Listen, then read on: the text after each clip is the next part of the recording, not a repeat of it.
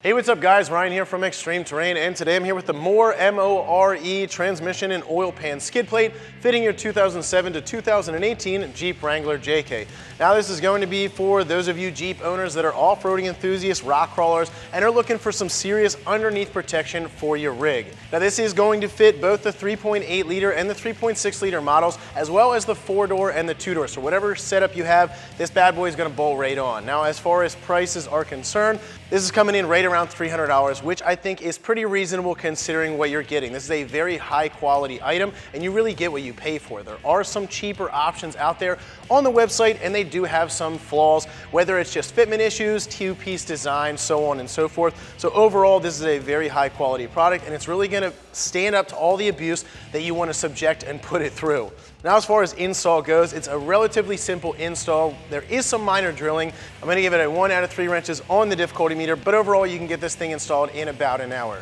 Now if you do have the optional transmission plate, that's relatively light duty and it's really not going to hold up when you're dragging your Jeep over the rocks. Now skid plates are a great upgrade and this is a great addition to your Wrangler for a couple of reasons. This is going to add a ton of protection underneath where it's very vulnerable, and it's going to give you that peace of mind to go that extra step, drive over that extra obstacle, and know that you're not going to ruin your entire day. Now the underbelly of your Jeep is a very susceptible area to damage. You have a ton of thin sheet metal pans under there, and if you were to come down on a rock, punch through that thing, it's going to end your day and it's going to ruin your whole trip, bring it to a stop. This skid plate is going to provide plenty of protection for the engine, transmission, and even that exhaust crossover. Installation is relatively simple for this, and the one thing that I like about this is a frame mounted skid plate. So this is going to attach to your motor mount, frame mount brackets, and it's also going to attach to the crossover. That's going to provide full underneath protection for anything that you may drag yourself over. And one thing that I would like to mention, this is not compatible with diesel model Jeeps. This only works for the gassers.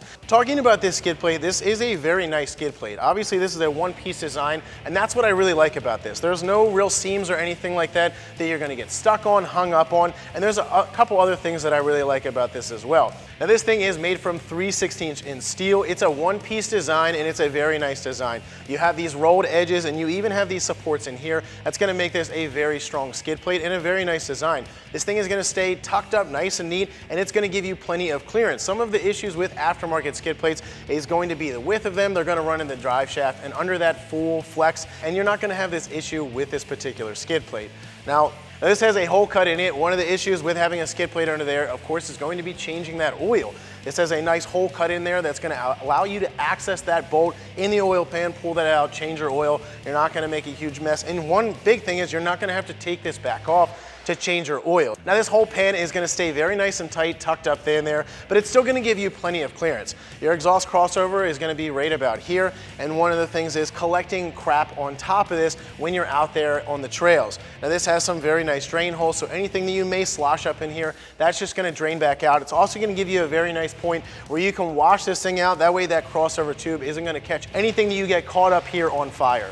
This pan is a completely bolt-on kit. It comes with everything brand new. It comes with brackets. It even fits around the transfer case skid plate, and the whole thing is coated in a texture black powder coating. And of course, that's just going to add to the rugged good looks of it. It's also going to protect your investment from the elements, providing a little bit of extra corrosion protection when you're dragging this thing on the rocks. So with that being said, let's show you how to get this installed and what it looks like on the Jeep.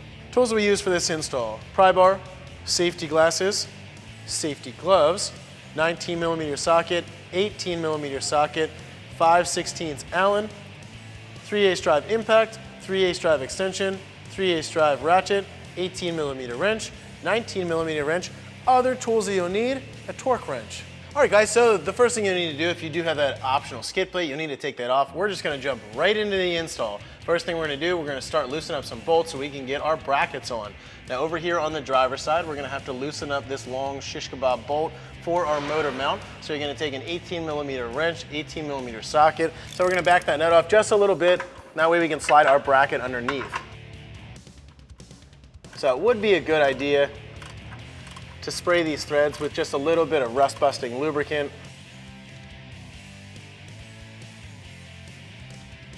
And you should take a dead blow hammer. That's just going to be a mallet like this. I'm going to slide that bolt back a little bit. If you use a regular hammer, I would back the nut all the way off so it's flush with the threads. That way you don't mess up the end of the bolt. The brackets are pretty thick, so we want that bolt sticking out about 1/4 of an inch. All right, so now that we have that sticking out, next thing we're gonna do, we're actually gonna drop a bolt through this hole right here. So I'm gonna go grab some of that hardware and then we'll do that. All right, so we're gonna take the 1/2 inch by 1 inch bolt that they give us. This is gonna be the shortest bolt you get, just a standard hex head. You're gonna put a flat washer on there, and what we need to do, we need to drop it into that hole. All right, so next you're gonna take your bracket. Now these, you wanna face them towards the inside of the vehicle. Honestly, they're only gonna go on one way, so you got a 50-50% chance. What we wanna do, we wanna slide it up on top of that. So you want it inside of the washer on that shish kebab bolt, and then we want that other bolt to drop through. After that, we're gonna put a flat washer on there. So we're gonna do another flat washer, then we're gonna do a nut. So we'll get that, just like that. And now we're gonna leave that loose and we'll go get the other side installed. So we're gonna do the same thing on the other side. This bolt's gonna be facing the opposite way, so all we have to do is loosen up that nut, back it off a little bit, and we'll drop that other bolt through.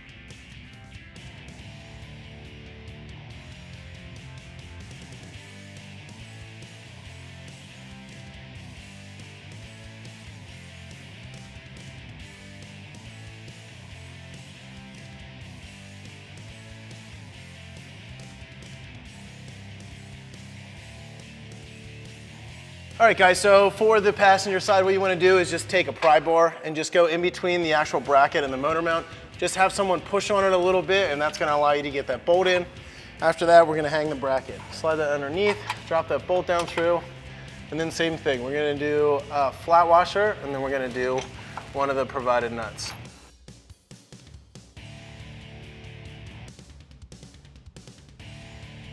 All right guys, so next thing we're gonna do, we're gonna install a skid plate. This is pretty heavy, so I'm actually gonna get a friend to help me hold this up while I get this first bolt started. So the first hole we're gonna start with is right here in this cross member. You're gonna take the longest bolt that they give you in the kit and you're gonna use this little skid washer right here. So we're just gonna get that started in this pre-threaded hole. Once you get it started, you can take a 3/4 inch socket. All right, so then we're gonna go back up to the front. We wanna get these brackets situated, that way it holds the front of the skid plate. So you're gonna use the carriage bolts that they give you. These are gonna go through the inside out, because that's where the square is.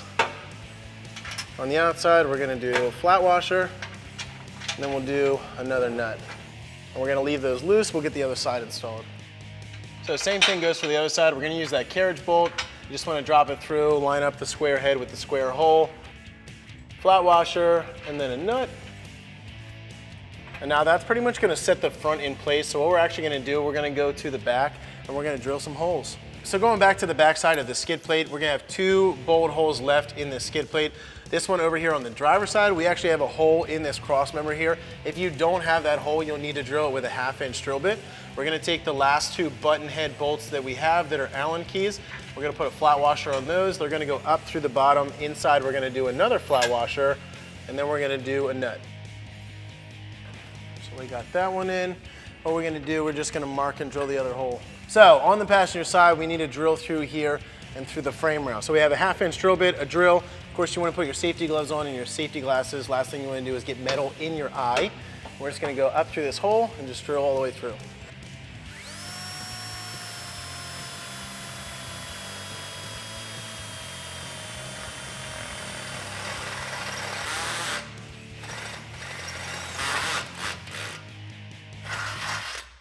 Then you want to get all the metal shavings off of you, clean yourself off, and we'll put the rest of the hardware in.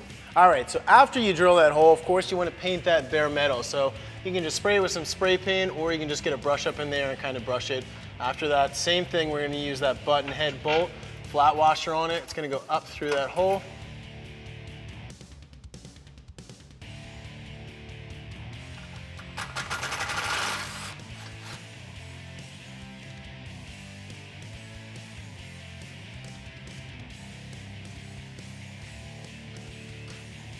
So now that we have this whole thing installed, we're gonna go and tighten everything up.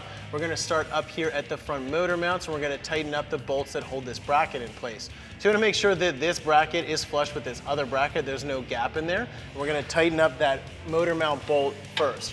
So we use an 18mm socket on one side and that wrench on the other side, and we'll tighten that up.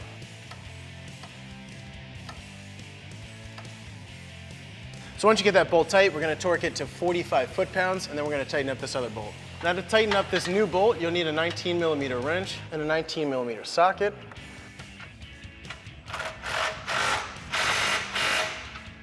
And then after that, we'll do the same thing on the other side.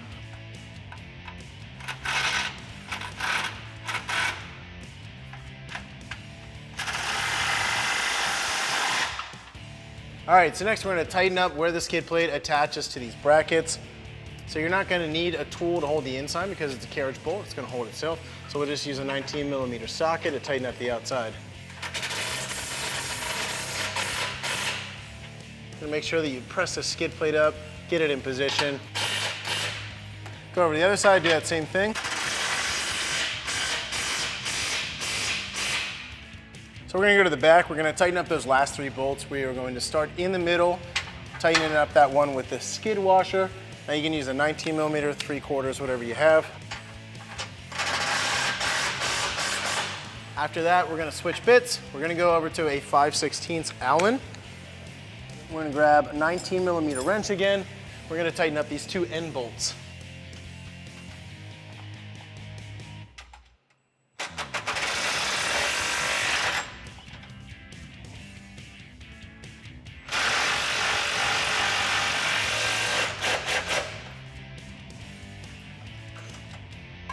And all we got to do is tighten up this last one.